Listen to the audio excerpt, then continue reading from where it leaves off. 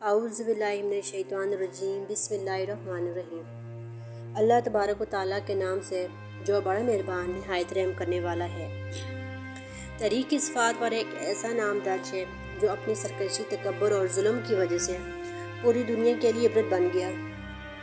وہ بدبخت بادشاہ جس نے یہ دعویٰ کیا کہ انا ربکم الاعلیٰ، یعنی میں سب سے بڑا خدا ہوں، یہ شخص کوئی اور نہیں بلکہ فرعون تھا، جسے اللہ تعالیٰ نے دنیا کے سامنے ذلت و رسوائی کے ساتھ ہلاک کر کے بتا دیا کہ اصل رب اور سب سے بڑا معبود صرف اللہ ہے۔ پیارے دوستو، مصر کی تاریخ میں بے شمار بادشاہ گزرے، لیکن جس فرعون کا ذکر قرآن پاک میں آیا ہے وہ ایک نہایت بدبخت اور لعین انسان تھا۔ یہ لوگوں کو اپنی پوجا کرنے پر مجبور کرتا، اور جو شخص اس سے معبود ماننے سے انکار کرتے اس پر ظلم ڈھاتا۔ وہ بنی اسرائیل کو سب سے مشکل اور ذلت امیز کاموں پر لگاتا اور ان کی زندگی عذاب بنا دیتا۔ لیکن یاد رکھیے، جب اللہ تعالیٰ نے اسے غرق کیا تو نہ پانی نے اس کی لاش کو قبول کیا نہ زمین نے، بلکہ اللہ کے حکم سے اس کی لاش قیامت تک انسانوں کے لیے عبرت کا نشان بنا دی گئی۔ پیارے دوستو، آج ہم آپ کو فرعون کی شادی اور اس کی بیوی حضرت آسیہ رضی اللہ عنہا کے ایمان کی کہانی سنائیں گے۔ فرعون نے جب شادی کرنے کا ارادہ کیا تو مصر کی سب سے حسین، پاک دامن اور نیک سیرت عورت کا انتخاب کیا۔ یہ عورت کوئی اور نہیں بلکہ ریحان بن ولید کی پوتی حضرت آسیہ تھی۔ ریحان بن ولید وہ بادشاہ تھے جو حضرت یوسف علیہ السلام کے دور میں مصر کے بادشاہ تھے، اور اس نے حضرت یوسف علیہ السلام پر ایمان لایا تھا۔ جب فرعون نے حضرت آسیہ رضی اللہ عنہا کو نکاح کا پیغام بھیجا تو ان کے والدین نے اس رشتے کو ناپسند کیا، کیونکہ وہ جانتے تھے فرعون ایک ظالم و جابر بادشاہ ہے۔ لیکن فرعون نے طاقت کے زور پر یہ نکاح زبردستی کر لیا اور دھمکی دے دی کہ اگر حضرت آسیہ نے انکار کیا تو ان کے والدین کو قتل کر دیں گے۔ اسی طرح حضرت آسیہ رضی اللہ عنہا فرعون کے نکاح میں آ گئی، لیکن اللہ تعالیٰ نے اپنی قدرت سے انہیں فرعون کی ناپاک حرکتوں سے ہمیشہ محفوظ رکھا۔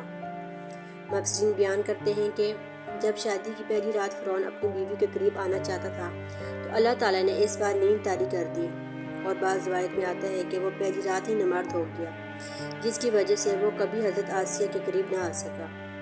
کچھ مفسرین نے لکھا ہے کہ فرعون کو ایسی بیماری لاحق ہوئی کہ طبیبوں نے اسے صحبت سے منع کر دیا۔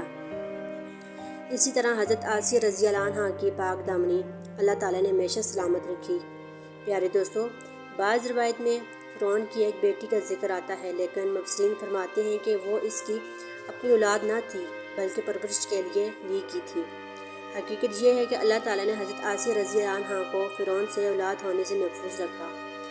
اب آئیے حضرت آسیہ رضی اللہ عنہا کے ایمان کی طرف۔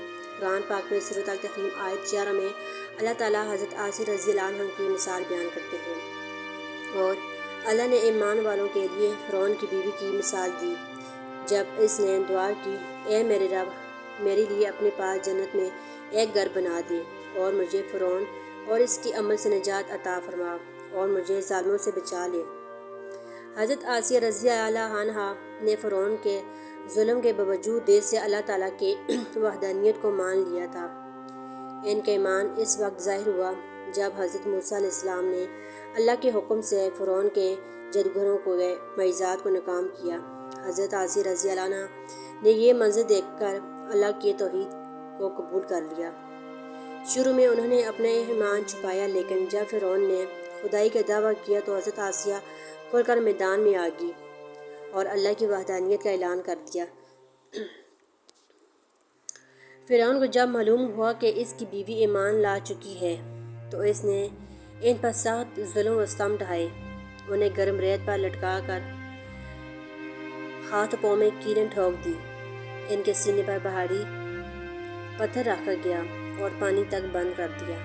بعض روایت میں یہ بھی ہے کہ ان کی کھال تک اتار دی گئی، لیکن حضرت آسیہ رضی اللہ عنہا نے ایک لمحہ کے لیے بھی اپنے ایمان کو نہ چھوڑا اور اللہ سے یہی دعا کرتی رہی، اے میرے رب، میرے لیے جنت میں اپنے پاس ایک گھر بنا دے۔ آخرکار فرعون کے ظلم کے انتہا کے بعد حضرت آسیہ رضی اللہ عنہا شہید ہو گئی، لیکن وہ دنیا سے جاتے وقت ایمان اور صبر اور اللہ کی محبت اپنے دل میں لے گی۔ یہی وجہ ہے کہ اللہ تعالیٰ نے انہیں یہ انعام عطا فرمایا کہ جنت میں وہ حضور اکرم صلی اللہ علیہ وسلم کی ازواج مطہرات میں شامل ہوگی۔ پیارے دوستو، یہ ہے حضرت آسیہ رضی اللہ عنہا کی عظیم قربانی اور ایمان کا قصہ۔ انہوں نے ہمیں یہ سبق دیا ہے کہ چاہے حالات کتنی ہی مشکل کیوں نہ ہو، اللہ کی وحدانیت اور ایمان پر قائم رہنا سب سے بڑی کامیابی ہے۔